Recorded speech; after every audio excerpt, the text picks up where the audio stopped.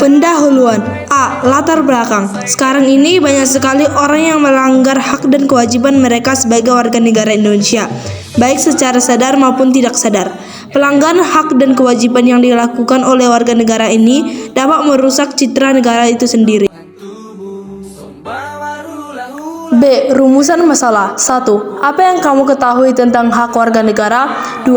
Apa saja kasus pelanggaran hak dan pengingkaran kewajiban warga negara? 3. Bagaimana upaya mencegah pelanggaran hak dan pengingkaran kewajiban warga negara? C. Tujuan. Dengan presentasi saya hari ini, saya berharap kita akan semakin disiplin serta menaati norma-norma yang tertulis maupun tidak tertulis dimanapun kita berada. Pembahasan. A. Pengertian hak dan kewajiban. 1. Hak dikelompokkan menjadi 5, yaitu hak sempurna, hak utama, hak publik, hak positif, hak milik. Hak adalah sesuatu hal yang mutlak menjadi milik kita yang telah ada sebelum lahir dan setelah lahir. 2. Pengertian kewajiban. Kewajiban ada 5, yaitu 1. Kewajiban mutlak, 2. Kewajiban publik, 3. Kewajiban positif, 4. Kewajiban universal atau umum, 5. Kewajiban primer.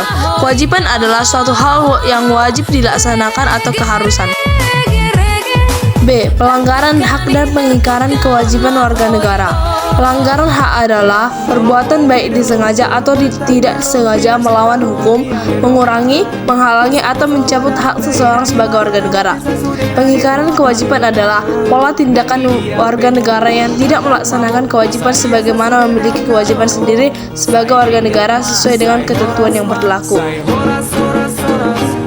1. Faktor-faktor penyebab pelanggaran hak dan pengingkaran kewajiban. A. Sikap egois atau mementingkan diri sendiri. B. Rendahnya kesadaran berbangsa dan bernegara. C. Sikap tidak toleran. D. Penyalahgunaan kekuasaan. E. Ketidaktegasan aparat penegak hukum. F. Penyalahgunaan teknologi.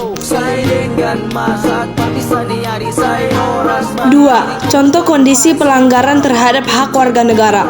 A. Proses penegakan hukum masih belum optimal. B. Terjadinya kasus KDRT.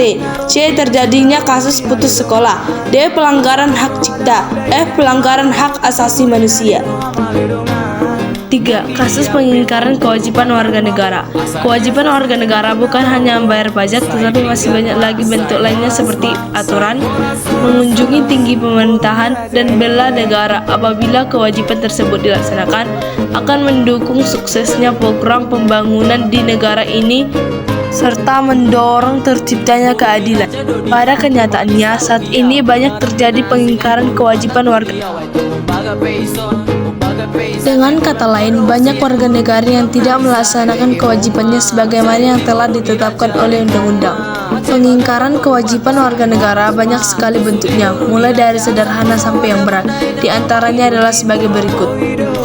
A. Membuang sampah sembarangan. B. Melanggar aturan berlalu lintas.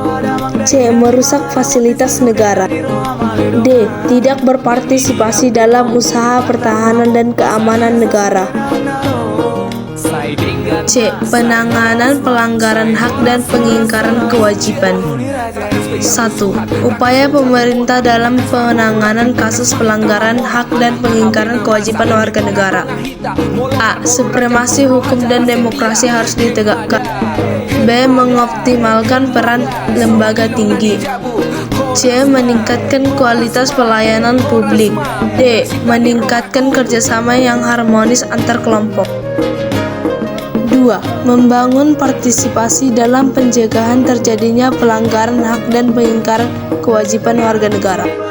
Upaya pencegahan dan penanganan pelanggaran hak dan pengingkaran kewajiban warga negara yang dilakukan oleh pemerintah tidak akan berhasil tanpa didukung oleh sikap dan perilaku yang mencerminkan penegakan hak dan kewajiban warga negara. Penutup. A. Kesimpulan. Negara akan berjalan dengan baik bila warga negaranya mendukung. Ada beberapa hal yang merupakan kewajiban dari warga negara dan sebaliknya ada beberapa hal yang menjadi kewajiban. Ada beberapa hal yang menjadi hak dari negara dan demikian ada beberapa hak yang menjadi hak dari warga negara. Penjamin hak dan kewajiban antara negara dan warga negara terdapat dalam konstitusi negara dalam Undang-Undang Dasar 1945. B.